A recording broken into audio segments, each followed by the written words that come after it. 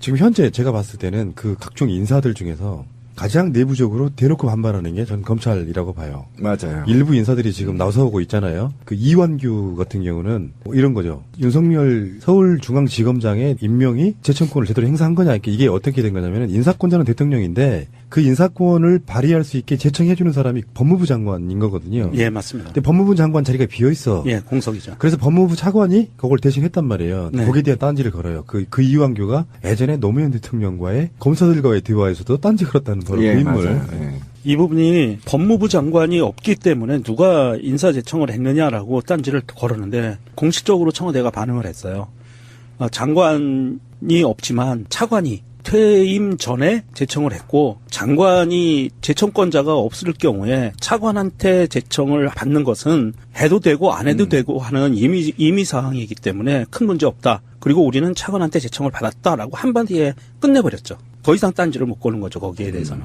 권한 대행이니까 그냥 차관이 아니고 권한 대행이고 법적으로 다 법무부 장관이 거리 시에 차관이 권한 대행하는 건 당연한 거잖아요. 네. 그게 법적으로 보장돼 있는 거고. 그래서 황교안이가 대통령 권한 대행을 했고 대통령이 해야 될 일들을 지가 달아서 한 것처럼 거기에 대해서는 진짜 별로 할 말 없는 자들이 이렇게 딴지를 걸어요. 딴지를 건다는 게 대부분 그런 거거든요. 윤석열이 마음에 안 든다 이렇게 말 못하니까. 그렇죠. 절차에 하자가 없는지 궁금해? 그러니까 기본적으로 그런 마인드 갖고 있는 거예요. 노무현 대통령은 검사들과의 대화 같은 자리를 사실은 만들 필요가 없었어요. 기존에 있던 대통령들 같으면. 반발해? 그럼 인사권으로 이야기해버리면 그만인 거거든요. 근데 거기다가 굳이 만들어 놓으니까 이게 왜 우리가 가끔씩 하는 그 표현들 있잖아요. 대통령이 검사들하고 야 니들 이야기 좀 솔직히 한번 들어보자 했더니 막 노무현 대통령의 막 형님 물고 늘어지고 그러니까 하지 말아야 될 짓을 계속 하니까 노무현 대통령이 열받으셔가지고 막 하자는 거죠 라고 이야기를 했던 게 바로 그런 부분이었거든요. 그런 말 있잖아요. 왜 호의가 계속되면은 그게 권리인 줄 안다 이런 표현. 네. 그런 것처럼 뭔가 호의를 베풀어서 니들 이야기 한번 들어보자 라고 하니까 그 자리를 대통령이 되게 만만하게 보는 거기 til 해프닝이 그거 아니었어요? 학번 물어보는 거? 대학교도 안 가신 분한테? 83학번이냐고 물어봤던 거죠. 그러니까 그런 것처럼 지금 김경진 의원하고 우병우하고의 그때 국회에서 청문회 때 보면은 그때 그런 얘기 하잖아요. 우병우가 다 모른대. 사실 우병우밖에 알 사람이 없는 이야기를 다 모른대. 그러니까 김경진 의원이 그런 얘기 하잖아요. 당신 같은 검사들 때문에 나라가 망가졌다. 그렇지. 물론 일부 10%건 5%건 억울한 지점이 있을 수 있겠지. 근데 이건 그렇게 봐야 됩니다. 무소불위의 권력을 가졌던 집단이 개혁을 당하려고 하니 자기들 간에 꼴 같자는 거예요. 이를테면 지금 이영렬 전 서울중앙지검장이 그래도 박근혜의 탄핵 그 시점에서 박근혜 수사를 주도한 사람이고 일종의 공이 있는 건데 어떻게 그 사람을 좌천시키느냐 하는 이야기거든요. 걔네들은 국민적 여론에 떠밀려가지고 억지로 했다는 게 바로 드러났고 결론적으로는 우병우하고의 짬짬이를 통해서 우병우만 불구속된 상태. 사실은 우병우는 불구속시킬 수밖에 없는 상태로 검찰이 기소했다. 특검이 털어준 것도 내용이 넣지 않았다 이렇게 나오고 있지 않습니까? 그런 측면. 이영렬은 정말 하고 싶어서 수사를 한 게 아니라 자기도 살려고 어쩔 수 없이 한 수사의 결과 다 구속시켰지만 우병우만큼은 구속 못 시키는 상태로 갔던 거거든요. 검찰국장하고 돈 봉투 주고받으면서. 이런 것들이 사실은 발목 잡기의 첫 번째 일환인 거예요. 반발하는 거. 검찰은 지금 이제 제가 볼 때는 아마 반발을 준비할 거예요. 왜 그러냐면 검찰 권력이 굉장히 오래돼 있고 권력화되어 있고 수군화되어 있기 때문에 굉장히 이제 반발이 있을 건데 지금 가장 큰 문제는 반발을 할 수 있는 자기들의 어떤 명분이 없어요. 그러니까 검찰이 그동안에 어차피 지금 노무현 정부에서부터 어쨌든 로스쿨 제도가 지금 말은 많지만 어쨌든 로스쿨로 반이 지금 채워져 있는 상태고 사법고시가 제가 알기로는 곧 지금 폐쇄되는 것으로 알고 있어서 그래서 어쨌든 에리트 중심으로 갔던 검찰들이 이제는 일반화되거나 또는 수준화되어 있는 거죠. 그런 측면에서 봤을 때 어쨌든 검찰이 이 정도가 내부의 망에 좀 올릴 정도 정도의 반발 이외에는 크게 하지 못할 거다. 왜 그러냐면 국민들은 온갖 적폐하겠다고 집회하고 있는데 지들은 돈봉투 단체하고 검찰들은 스폰서에서 또 연애하고 돈 받고 이런 검찰이 무슨 국민 앞에서 기소권 유치해 주세요 이렇게 얘기할 수 있는 명분이 있는 거냐? 있어요? 없죠. 예, 짱돌 맞습니다. 지금 말 한마디 나 대한민국 검찰에 했다가 너 이리 와, 이 새끼야. 짱돌 맞아요. 네 가서 검찰이란 말 못해요, 지금. 욕을 바꿔야 되는 게 참 딜레마인 건 맞는데 노무현 대통령한테는 그렇게 바른 말 잘하던 애들이 이명박근혜 기간 동안 그런 말 한마디라도 했습니까? 그 상태로 그냥 권력에 복종해버린 거잖아요. 그 기간 동안에 아마 바른 말 해가지고 옷 벗은 사람이 최동욱 검찰총장, 윤석열 그쵸. 현 서울중앙지검장 정도잖아요. 그래서 사실 그 윤석열이라고 하는 검사는 진보 보수가 아니야, 보면은. 그렇죠. 심지어 왜 그 노무현 대통령의 측근들도 사법처리하는 사람이었고. 그렇죠, 그렇죠. 그 일화를 보면 되게 재밌는 게 엄청 많더만요. 그 윤석열 그 검사, 지금 검사장인 거지, 이제. 그 일화를 보면은 어느 쪽에서도 윤석열에 대해서는 인간적으로 말을 못 한다는 거예요. 맞아요. 검찰 내부에서도 말을 못하는 거죠. 워낙 강직한 사람이라. 그러니까 그게 원래 검찰의 모습이었지. 그렇죠. 예. 공정성. 예. 예, 예. 사람에 충성하지 않고 그렇죠. 조직에 충성하는. 검찰의 존재 가치는요, 인권 보호였어요. 사정기관이 아니고, 원래 검찰은 예전에 우리 어렸을 때 다시 되돌아가 봅시다. 검찰은 우리 편이었잖아요. 정의로운 사람 편이었잖아요. 언제?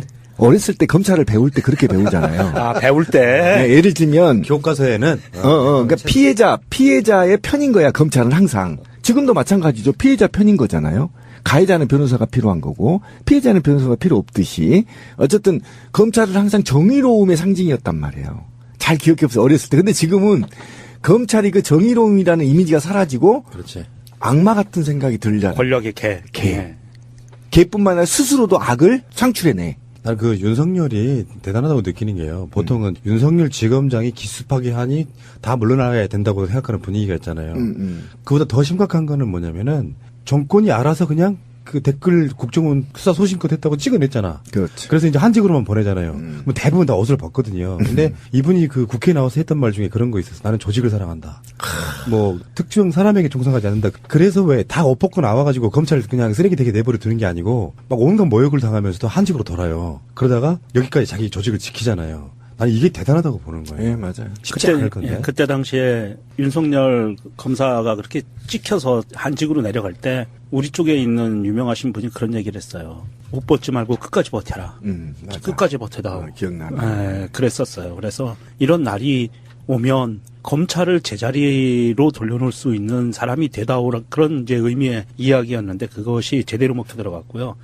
윤석열 지검장 일화를 좀 잠깐 말씀드릴까요? 윤석열 지검장이 서울대 법학과 79학번인데요. 80년 광주민주화운동을 무력 진압한 전두환에 대해서 학교에서 모의 재판을 열고 자기가 검사 역을 맡아서 전두환에게 사형을 구형했어요. 멋지네. 그래가지고 도망갔어요. 그 왜냐하면 이제 수배 당하니까 도망을 갔고요. 강직한 사람이죠. 김대중 정부 당시에서도 박희원 치안감을 소환해가지고 하루 만에 자백을 받아냈대요. 얼마나 철두철미하게 증거를 수집했는지 박희원 치안감이 영장실질심사도 포기했었다고 하고요. 현대차 비자금 사건이 2006년에 당시 검찰총장에게 면담을 신청하고 구속해야 한다 그러면서 사표를 내미는 거예요. 구속영장 안 내주면 사표 내겠다. 그래서 어쩔 수 없이 검찰총장이 구속하기로 결정해서 구속이 됐고요. 박근혜 정부에서는 뭐 말할 것도 없고, 뭐 연수원 동기 모임에서도 예전에 식사를 하고 한 사람이 카드로 결제하고 나머지가 몰아주자. n분의 1. 한 명이 카드로 결제하고 각자 먹은 돈 그 사람한테 주자 그랬더니 윤석열 그 지검장이 그때 그랬대요. 이거에 대해서 이건 카드깡이다. 하면 안 된다. 그래가지고 못했대요. 이 양반 심하네. 아주 쪼삐타기가 거의 문재인스러운 사람이에요. 아주 강직하신 분이네. 우리나라 검찰을 반석에 올려놓을 만한 분이세요. 우리 신비님하고는 비교할 수 없을 만큼. 이게 민주당의 박범계 의원이 있죠. 예, 이 박범계 의원이 전직 판사였는데 연수원 동기래요. 그렇죠. 예, 연수원 동기였고 이 박범계 의원이 페이스북에 이런 글을 썼었어요. 국회의원과 현직 검사가 사석에서 함께 있으면 정치 중립성이 훼손될 수 있다는 당연한 사실을 나에게 깨우쳐 주었다라고 이런 글도 쓰고요. 윤석열 지검장을 만났었는데 예전에 아무 말도 없이 10분 동안 술 한 잔만 하신 뒤에 모임을 떠났대요.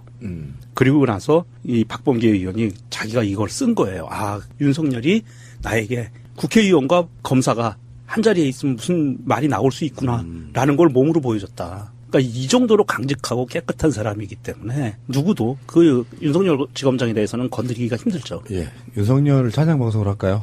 이야기 엄청 많던데. 근데 어쨌든 검찰은 윤석열의 뛰어난 청렴성이나 정의로움으로 바꿀 수 없다라는 게 제 생각이에요. 그러니까 윤석열뿐만 아니라 이 검찰 개혁은 대한민국 국민 깨어있는 힘이 모두 다 달라붙어야만 가능한 권력을 갖고 있다. 그리고 저는 제가 조국 교수님한테 쪽지를 보낸 답이 왔어요. 답이 왔는데 제가 한 가지만 부탁하겠습니다라고 했는데 계급을 다 없애주십시오. 공무원의 모든 계급을 없애주십시오라고 했을 때 손가락 큰 게 저한테 왔어요. 네. 그리고 엿먹으러 아니었겠지? 손가락 이렇게 크게 이제 엄지척이 왔어요? 한 건데. 가운데가 온 게 아니고. 거기에 제가 다시 확인하겠다. 이게 뽑히가 아닌지 가운데 걸로. 그래서 제가 거기다 추가로 한 게 뭐냐면 윤석열은 절대 검찰을 개혁할 수 없어요. 인사는 개혁할 수 있어요. 근데 너무나 오랫동안 숙곤하게 와 있기 때문에 권력을 향유했기 때문에 할 수 없는데 어떻게 해야 되냐면 첫째로 검찰 노조를 빨리 만들어줘야 돼요. 다른 나라는 다 있습니다. 선진국은 검찰 노조 만들어 내부 정화 운동을 할 수 있게 만들어줘야 되고 그다음에 검찰의 기소권과 수사권이 있는데 기소권은 각 사정기관에 나눠줘야 돼요. 분배를. 그러니까 경찰한테도 주고요. 감사원한테도 주고요. 국세청에도 줘야 돼요. 일부 줘서 상호 견제하게 만들어야 돼. 검찰도 탈세하면 기소해버리게. 국세청에서. 예를 들면 그렇게 줘야 되고 그다음에 수사권은 경찰, 감사원, 그다음에 사정기관을 다 줘야 돼. 국세청까지. 그러면 이게 서로 맞물려. 예를 들면 제가 국세청 말단 공무원이에요. 7급 말단 공무원인데 거기에서 가만히 보면 윤석열이 검사인지 모르잖아요. 거기에 검사 이렇게 안 써져 있잖아요. 그렇죠. 그럼 탈세하면 바로 기소해버려. 고소해버리고.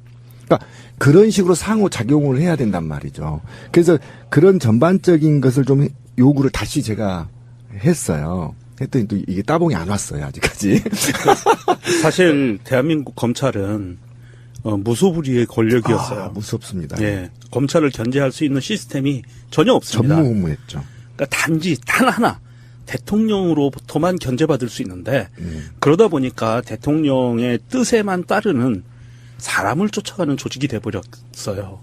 사정기관이 그러면 안 되거든요. 정의를 세우는 곳이기 때문에. 그래서 지금 문재인 정부에서는 공수처 이야기가 나오고 있고요. 그다음에 수사권, 기소권 이야기가 나오고 있는 거고 이 부분은 신비님 말씀대로 윤석열 중앙지검장 혼자서 바꿀 수는 없어요. 이거는 정부에서도 의지를 갖고 전체적인 시스템을 바꾸어 나가는 그런 노력으로만이 가능한 얘기예요.